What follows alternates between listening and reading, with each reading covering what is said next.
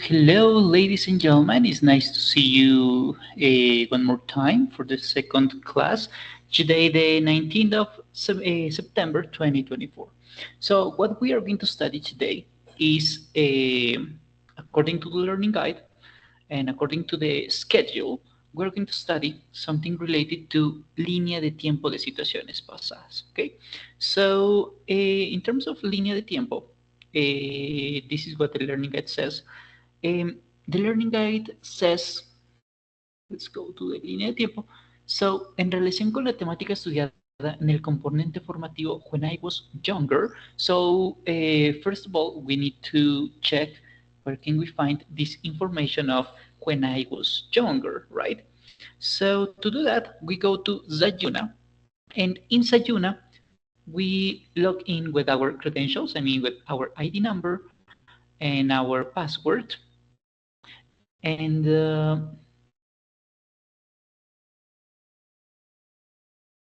so this is not working. Give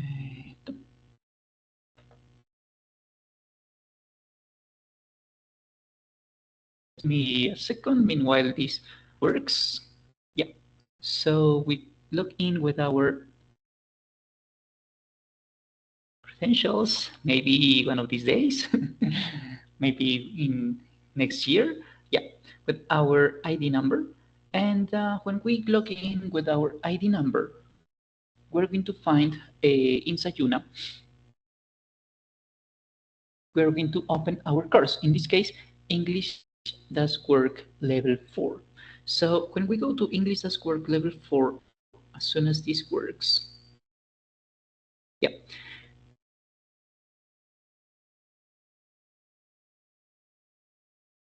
There is a button called Guía de Aprendizaje.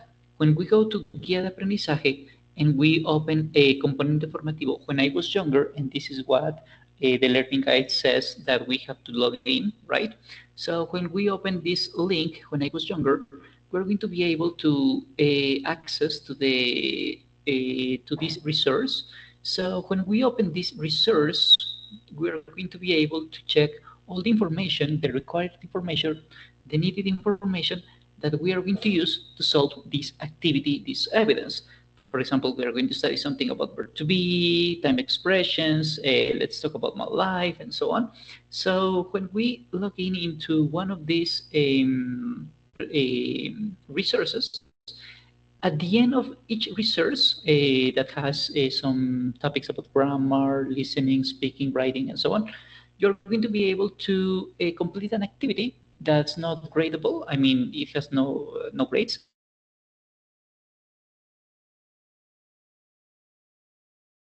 To self-assessment, so how much you have learned from a specific activity. So this is going to take some time to upload. So therefore, for instance, I'm not going to share it with you. I'm going to stop sharing this part. But this is where you are going to find this information that is mentioned in the learning guide. So let's continue with the learning guide. The learning guide says, okay, según el componente formativo, when I was younger, we already know where can we find this componente formativo. Realice un organizador gráfico en forma de línea de tiempo en donde narre hechos importantes de su pasado en orden cronológico, apoyándose con fotografías, dibujos, etc. Para hacerlo, utilice una herramienta digital como Canva, Visme, Mockups, Pengage o tal vez Word, PowerPoint, etcétera, que le permita trabajar de manera creativa, ¿cierto? Este es un ejemplo que nos plantea la guía de aprendizaje. Bien, también nos dice trabajar de manera individual, escoger una herramienta digital que se le facilite, mencione los datos del aprendiz, un mensaje de contextualización, los acontecimientos de su vida en orden cronológico, y debe como mínimo tener 10 eventos de su vida, no 5, no 3, no 1, 10, ¿no? Que puede incluir recuerdos, datos sobre su infancia, sobre su nacimiento, lo que se acuerde, hechos memorables de su vida, momentos notables de su vida escolar, de su vida educativa, etcétera, etcétera, etcétera.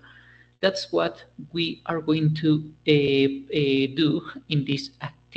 Okay, so this is an example of This is an example of a timeline from a student I had some months ago. So, for example, she was born on December 16th, 2005 at 11:45 a.m. Apparently, I'm not sure if it's 11:45 a.m. or p.m. And in 2007 did this, 2008 did that, 2009 this, 2010, 11, 13, and so on. So she has many events, and this is an example of what she presented in this activity. In this case, what's important? Because we are talking about activities that happened in the past, we're going to study topics related to the simple past tense. Therefore, this is the example of the activity. We already know what to do, right? And something else is missing. This something else missing. What's missing? Okay. The additional information that we need to mention about this is where do we have to present this activity. So in Sayuna, there is a link called Línea de Tiempo Situaciones Pasadas. We open this link and I'm going to check, I'm going to switch for a moment the role. Yeah, apprentice. And when we be here, we're going to click in Agregar Entrega. As soon as we click in Agregar Entrega, we're going to be able to upload our activity, our PDF, our Canva, our link, and so on. So I'm going to be able to check it. And just to remind you something, if you click in Calificaciones, you will be able to check to see your grades, if you did it correctly, or maybe you make some kind of mistakes and you will have to repeat the activity if required, right? I'm going to tell you that. So this is what we are going to do for this session. This activity is going to be that. So in order to solve this exercise, right, we need to study simple past tense. And to study simple past tense, to understand simple past tense, we first will need vocabulary. Because if we don't know any kind of vocabulary, it's going to be very difficult for us to complete this kind of activities. And the most important topic in terms of vocabulary, at least for this course, level 4, is vocabulary related to activities, aka also known as verbs. So we need to study verbs, actions, activities. We have two kinds of verbs in English. So I'm going to make it bigger, little bigger. Yeah, we have two kinds of verbs, regular verbs and irregular verbs. I mean, verbs can have many other categories like action verbs or dynamic verbs and stative verbs, um, reflexive verbs, and so on. There are many categories, but the category that matters to us in this specific moment is that there are regular and irregular verbs. So I'm going to start with irregular verbs because irregular verbs are a little special. Why are they special? Because the simple past form, the simple present, the infinitive form or present form without conjugation, and the past participle normally are different. Sometimes are the same, sometimes are very similar, sometimes, but they don't follow a rule.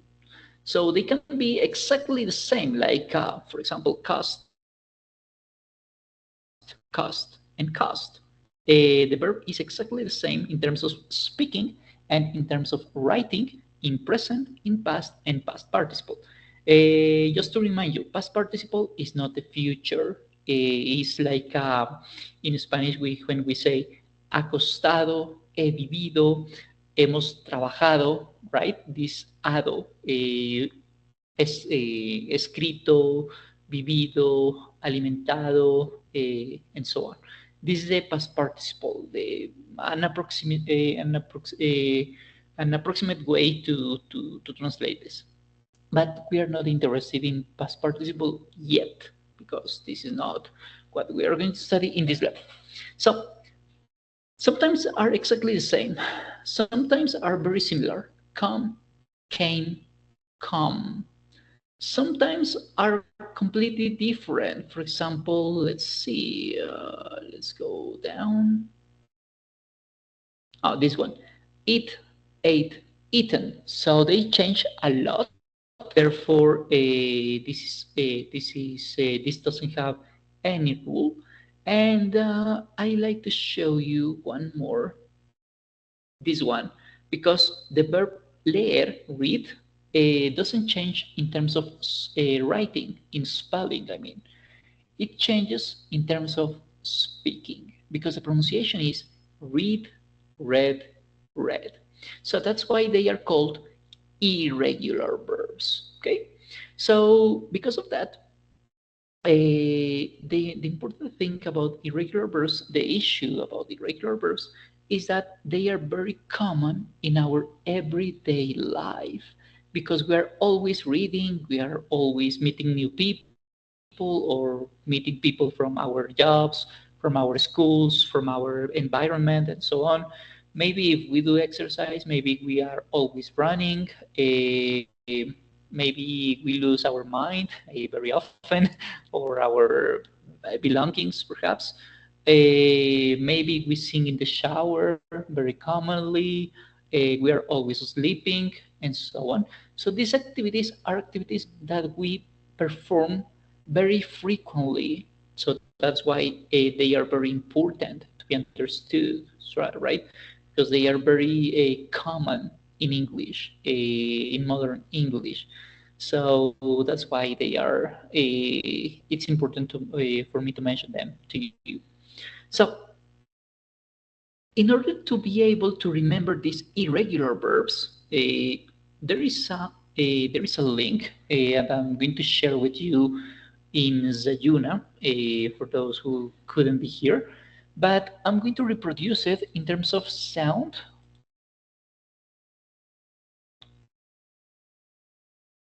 Just a minute. Yeah, I'm going to reproduce it here, and I'm going to check it. Six friend. Yeah, so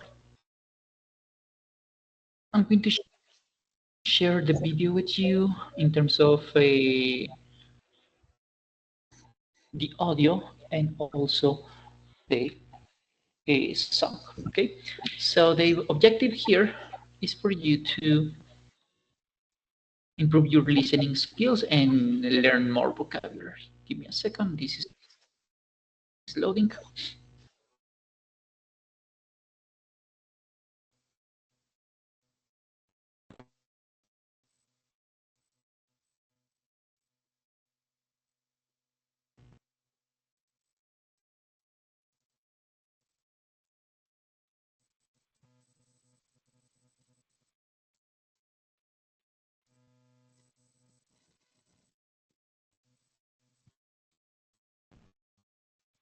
Moment, please. I'm sorry for the delay.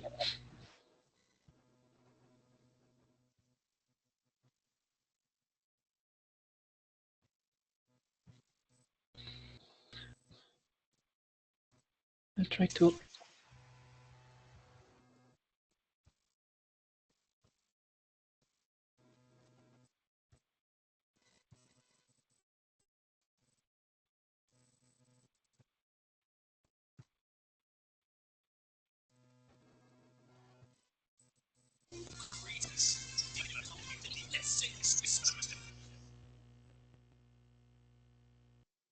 Okay, this is working now.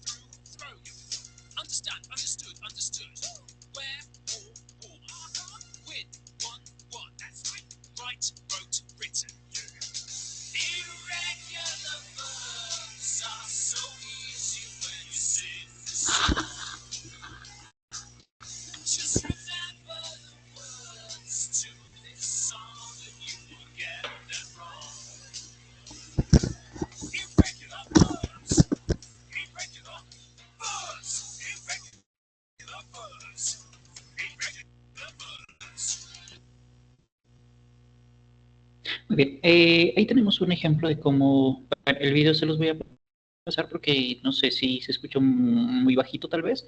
Entonces les voy a compartir el video para ver para ver lo que tiene que ver con verbos irregulares. I don't know why I'm speaking Spanish. I'm sorry for that.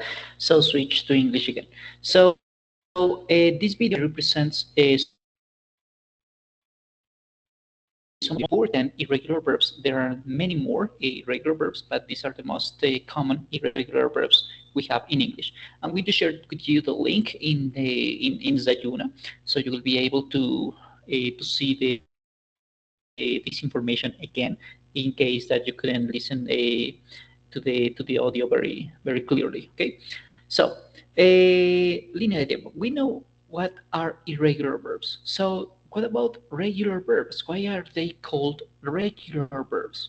So to understand, to know, to solve this question, we need to know that regular verbs are called on this way because the past form and the past participle form are exactly the same in terms of writing and in terms of speaking. To be creative, we, in general terms, we add ed at the end of the main verb, to the infinitive verb, right? So this is the most important thing to take into account when you interact with regular verbs. And because with simple past, because about the timeline, we are talking about stories, something that started and finished in the past, we are going to need verbs in past. For example, it's different to say in Spanish, nosotros vivimos en Brasil. Bueno, vivimos no es un buen ejemplo. Nosotros cantamos, trabajamos, sí, trabajamos en Brasil hace 5 años, hasta decir nosotros trabajamos en Brasil en este momento. O mejor aún, yo trabajo en Colombia versus yo trabajé en Colombia. The difference here in terms of Spanish and in terms of Spanish between simple past tense and simple present tense in Spanish is the verb, because the action changes with the verb. Yo trabajo, yo trabajé. Él trabaja, él trabajó. Ella trabaja, ella trabajó. Or yo estudio, yo estudié. Mariana estudia, Mariana estudió. Right? So the verb is the one word, the only word that changes. Therefore, this word is going to be important in Spanish. So to understand if we are talking in simple, in past, or in present. The same happens in English. The word that's going to change is the verb. So in terms of past tense, we need to check that the irregular form, the regular conjugation, the irregular verb is going to have a particular conjugation. For example, the verb tell is going to be mentioned as told. The verb spend is going to be known as spent, or the verb think is going to be known as thought, right? So we saw the video some minutes ago, and these are some of the conjugations that the most important conjugations. There are many more, but these are the most important. But let's return with regular verbs. The regular verbs, once again, are called on this way because the past form and the past participle form are exactly the same, are pronounced the same, and are written on the same way. So the question here is, how can we create the past form and at the same time the past participle form, because they are exactly the same? This is the most important question to answer here. And for now, because there are more questions, of course. So to answer to this question, we need to know how to create these regular verbs. The first thing we are going to need to do is that we are going to add the ending ed at the end of the verb. So cook, cooked. So we add ed because all verbs, all regular verbs, absolutely all of them, if you check with some detail, if you check the verbs and you see them with with a clinic eye, you're going to see that all of them end in ed. Arranged, arranged. Borrowed, borrowed. Let's go even further. Or dated, dated. Decided, decided. Dried, dried. All of them end in ed. So the question here is how do we create them? So effectively, the first thing we are going to do is add ed at the end of the verb. First option. But what if our verb ends in e, already has an e? Okay, we only add the letter D, and that would be all. Like, liked, arrived, for example. A third situation, what about if our verb ends in Y and before the Y there is a consonant? For example, BY, DY, RY, FI, and so on. TY, and so on. On those contexts, we are going to modify the Y, we are going to change it, replace it, substitute this letter for IED. For example, cry, cried. The Y changes for IED. Identify. In this case, before the Y, there is a consonant. There is an F, like in cry. Therefore, we modify this Y for IED. If you remember this part, I'm pretty sure you're going to see something similar in terms of a simple present tense, right?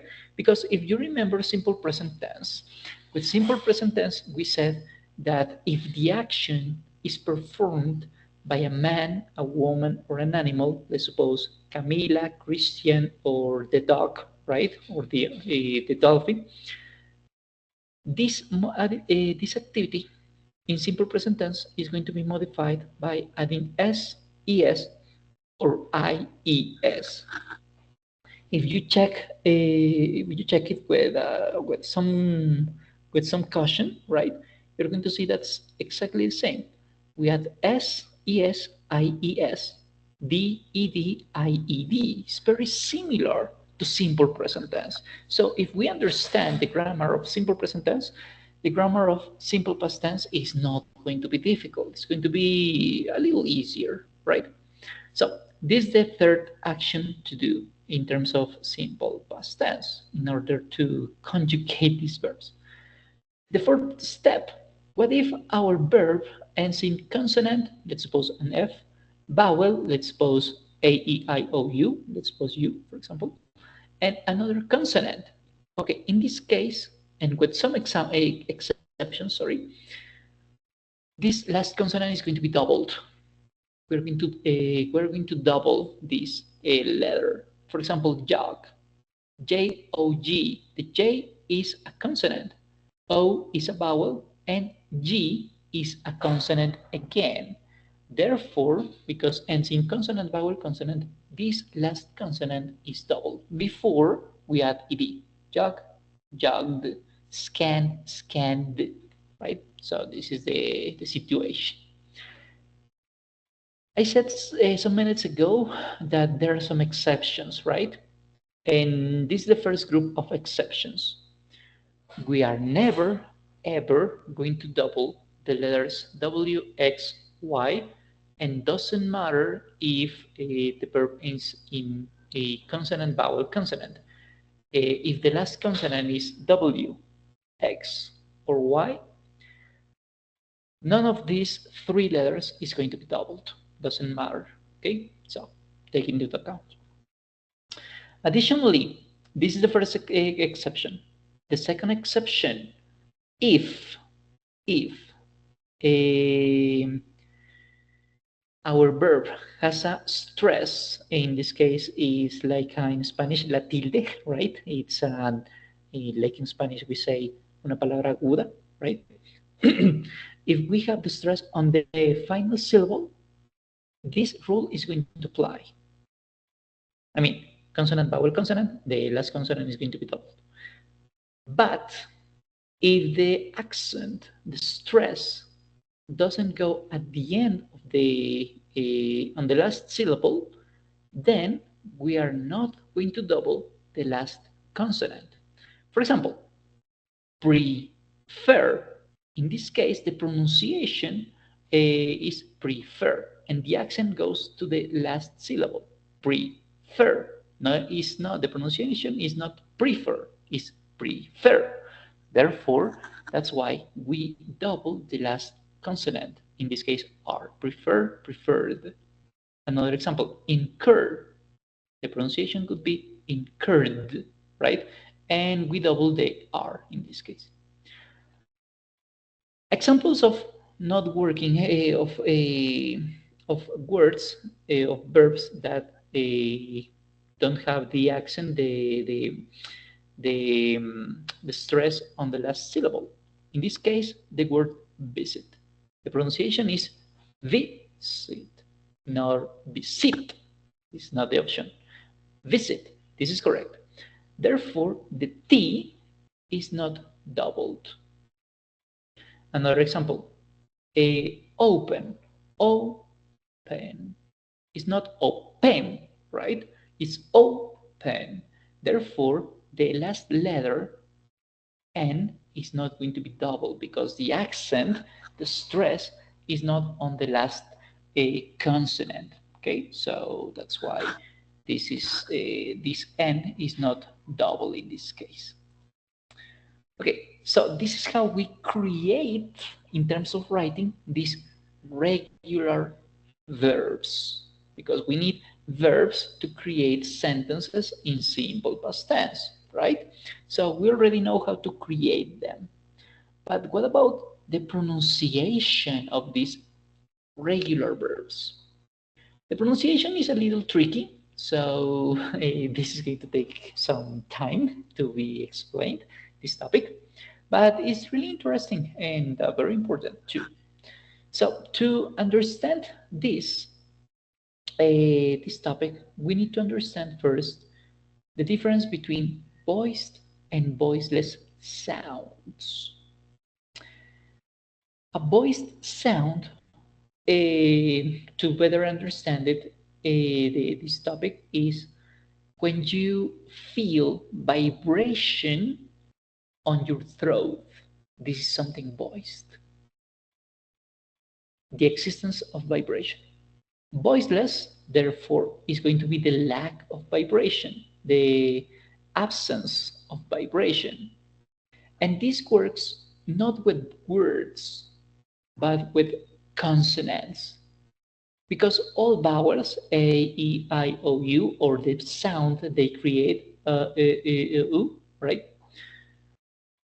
They all create vibration in your throat.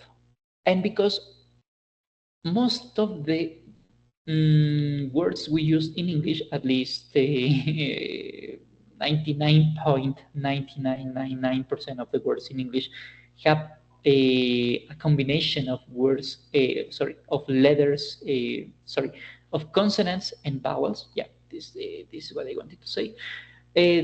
All the words have a combination of consonants and vowels. At some moment, there is going to be vibration because all of them have vowels.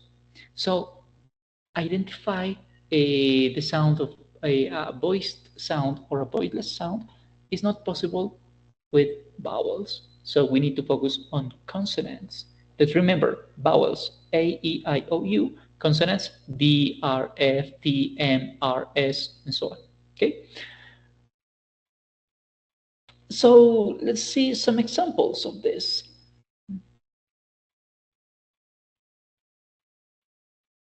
For example, the word vowel, the words vowel, fingers, strategy, and zebra, they are somehow different. And let's see why they are different. If we focus on the letter that has a color, in this case violet and blue, I guess.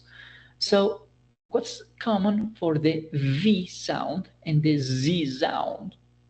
When we pronounce the sound, not the letter, we don't say V, but we pronounce we make the pronunciation of this letter. In this case, is V, right? If you touch your throat with your fingers, you're going to feel vibration with the V sound. The same happens with the Z, because when you pronounce it correctly, the pronunciation would be something like a Z, right? If you touch your throat, you're going to feel it. So this is a voiced sound. There is vibration. What about the other two words, finger and strategy? Let's see the sound of the F, but not the letter F, but the sound of this letter. It's like blowing something. right? That's it. Or the sound of strategy, the letter S, right? If you touch your throat, you are not going to feel any kind of vibration with the F or the S, right? And this happens only with consonants. That's why we need to understand, we need to remember, we need to know what's the meaning of a voiced and a voiceless sound, right? But why is this important? Why does this matter to us? Right? This is the obvious question. Okay, it's because when we check these regular verbs, not irregulars, just regulars, those that end in ed, only them. When we check at these verbs, we're going to notice that the ed ending is present everywhere, right? Danced, dressed, tried, eliminated, so on. And this is because, and we are studying this part because this ed ending has three different sounds. It could sound like a T. It could sound like a d, like a D, or it could sound like a id. You already understood the sound, right? That's why we study the difference between a voiced and voiceless sound. And here it comes. If our verb, our regular verb, not irregular, regular, only regular verbs. If our regular verb has an ending in terms of sound, only in terms of sound, that is voiceless, I mean, there is no vibration in the pronunciation of this verb. For example, walk, there is okay, or cross, right? In the last sound, not in the word, but the last sound, we are going to feel a lack of vibration, that there is no vibration, there is an absence of vibration. There is sound, but no vibration, right? On those cases, the ed ending, the pronunciation of this ed ending is going to sound like we're going to, in other words, we're going to join, we're going to mix, we're going to complete a voiceless sound with another voiceless sound, or a voiced sound with a voiced sound. Walk, walked, and this is the past. Touch, present, touched, past. Cross, present, crossed, past. And this is the form we pronounce these regular verbs. This is the first way. The second sound, is a voiced sound. When we have a voiced sound, I mean, when our verb ends in a voiced sound, I mean, there is a vibration in our throats, like smell, advise. If you touch your throat and pronounce these sounds that I'm exaggerating in this moment, just for pedagogy, smell, jag, advise, this is the pronunciation, smell, jag, advise. You're going to feel vibration, and you're going to, like in the previous example, you are going to mix, you're going to join, you're going to combine voiced sounds with voiced sounds, and voiceless sounds with voiceless sounds, of course. In this case, smell, present, and the past form would sound like smell, because the letter D generates vibration. Smell, smelled. Jug, jugged. Advise, advised. Okay? This is the form we create the sound of these two kind of verbs. And finally, the third sound, because we said there are three different sounds, right? the sound of a verb that ends in t or d.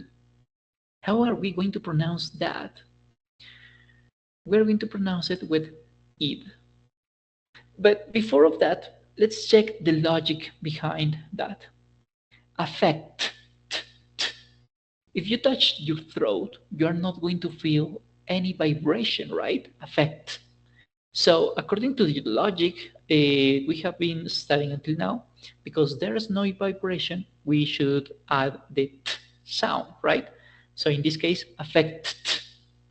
Does it sound good? No. Or another one, last. So the past could be like something like a last. Does it have?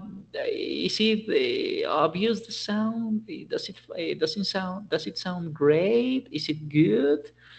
Maybe not so good, right? Therefore, that's why we add id in order to better understand that this verb is conjugated in its past form. Affect, affected, blessed, blessed. Okay? The same happens with verbs that have an ending in with a d sound in terms of without conjugation. I mean in infinitive form.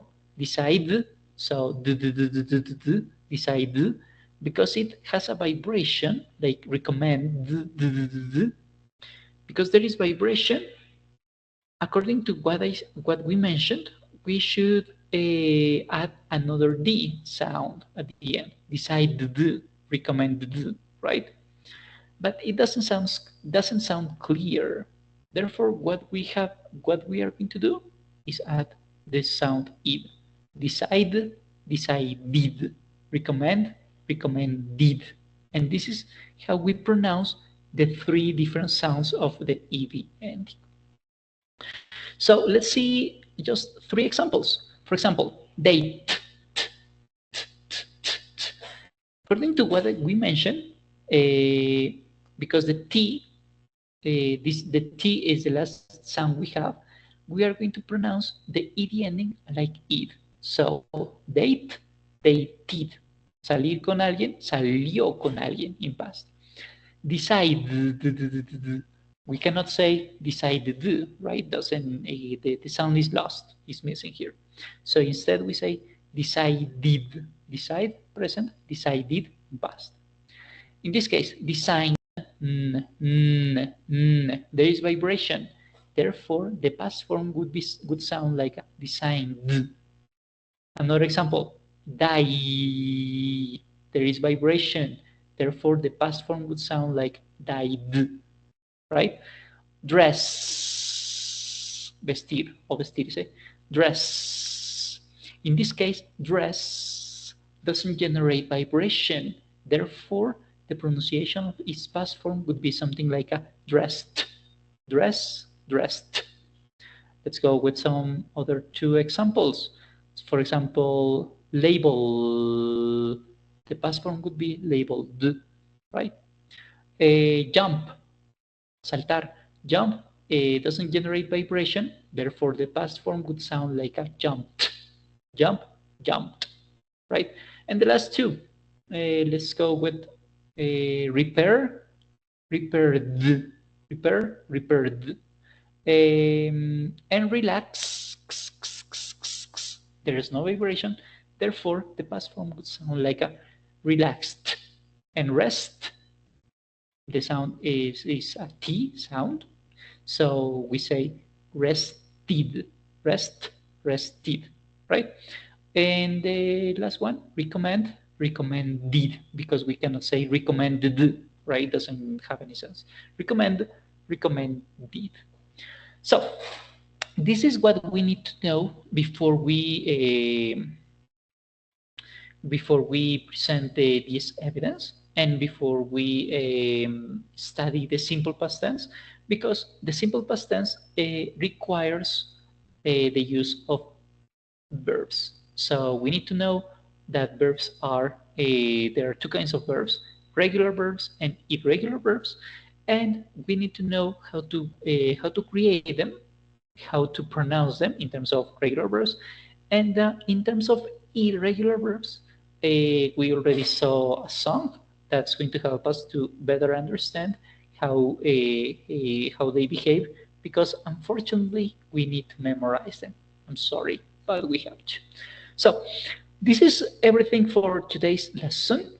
If you have any questions, guys, don't forget that you can contact me through the forums or my email, or in Sayuna in the button in the button in form of a dialogue icon. Okay. So thank you very much, everyone, for coming, and I wish you an excellent rest of the day. Okay. Have an excellent time. Bye bye.